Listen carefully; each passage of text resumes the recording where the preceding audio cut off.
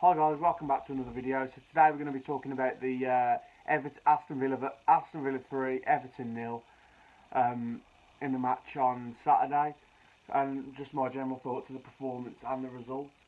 So obviously Villa went with the 3-5-2 formation again, which worked at Chelsea, which many thought he wouldn't. Many thought he'd go back to maybe a 4-3-3 or maybe a 4-4-2.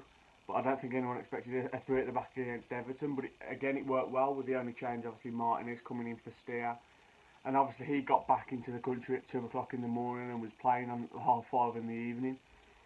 So yeah, we went with the 3-5-2 again, and it worked again. So this seems to be a new formation that Smith's going with. And it's showing that Smith has got a plan B and does have different formations that he can use and go to, especially with our players that we've got now. And yeah, we had £100 million worth of players on the bench. When was the last time you could say that about Villa? So that shows how much the squad has come along, and the club, how well the club's being run. So yeah, let's get into the game. Obviously Everton had a lot of injuries. Seamus Coleman was injured, Richarlison, Calvert-Lewin, Pickford. But that doesn't take away from the results, obviously. But they did have a lot of injuries, and obviously they don't really have the squad depth that we do. And I did see a lot of Everton fans obviously praising Villa on the depth that they have compared to them. So yeah, to get into the game, we played a 3-5-2 system. They played with a 4-4-2 with Gray and Rondon up front. First half, it wasn't. It was a bit of an arm wrestler, Smith said in his post-match interview. Yeah, it was a bit of an arm wrestle. Half chances for both teams. We had probably the more amount of possession. Yeah, we had probably had more possession, but it was half chances really. We didn't really have anything. And then in the second half, it was much of the same until Leon Bailey came on. Don Leon, until he came on. But as soon as he came on, the game changed. We stretched Everton. We were creating chances, and then obviously great link-up play with Louise and Louise to put in Cash, and I think Ings was involved in the play as well. Some brilliant triangles going on. Cash gets slotted in, cuts in on his weaker left foot and smashes it into the top corner for his first Villa goal. Absolutely brilliant goal, well worked as well. And obviously Cash got his first Villa goal and went to celebrating, pointed at the boxes where his family was sitting. So absolutely brilliant goal. Obviously he scored a few goals for Nottingham Forest, scored some banging goals for the Forest actually. So that was a brilliant goal from Cash. Cuts in on his weak foot, smashes it into the top corner. And yeah, as soon as that first goal went in, the floodgates were open. We were all over Everton. And then obviously, again, Cash goes at the right hand side. It goes for a shot actually. It goes for a corner.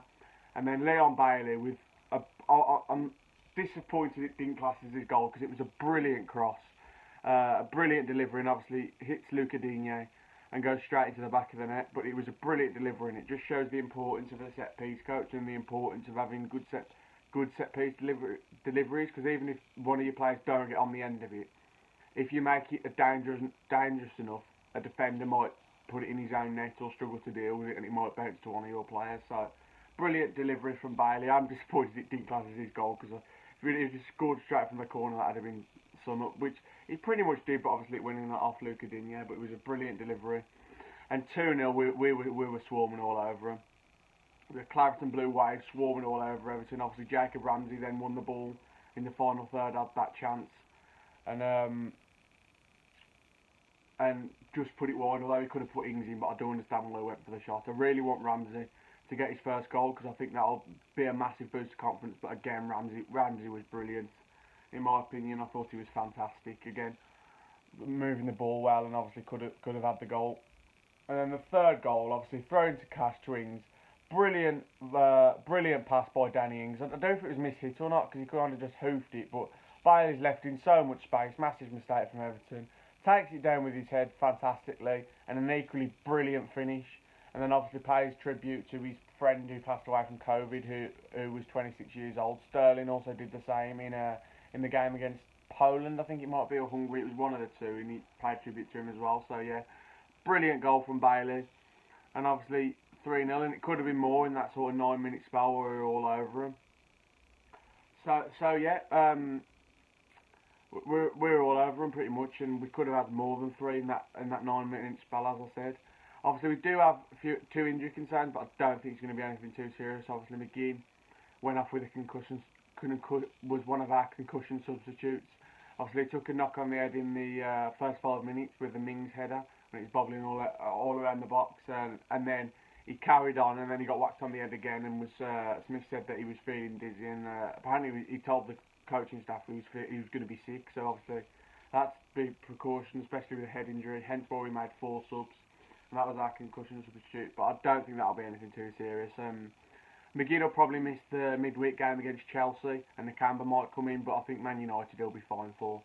And maybe the same with Leon Bailey. Obviously, he said he had a tight quad, and he injured himself because he hit the ball so hard. But he said himself that he don't think it's anything too serious. So hopefully that's the case. I don't think it will. I think it'll just be obviously a tight quad, like I said, and they'll be back for the Man United game. So yeah, it was a good performance in that sort of 9 minute spell. Obviously, before that, I wouldn't say it was really poor, but it was just kind of a scrappy game between the two teams. But obviously, like I said, once we got that first goal, the floodgates were opened and we were all over Everton.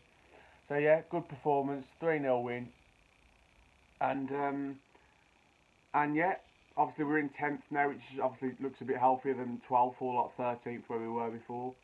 Obviously we've got Chelsea on Wednesday in the cup, which I actually fancy our chances. I think we'll go strong. I think we'll play three at the back again, and I actually fancy our chances because Chelsea probably rotate the squad because they've got a Champions League match.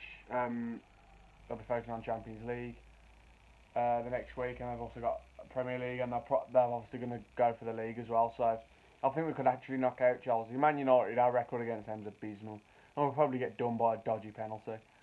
But yeah, so 2 tough games coming up.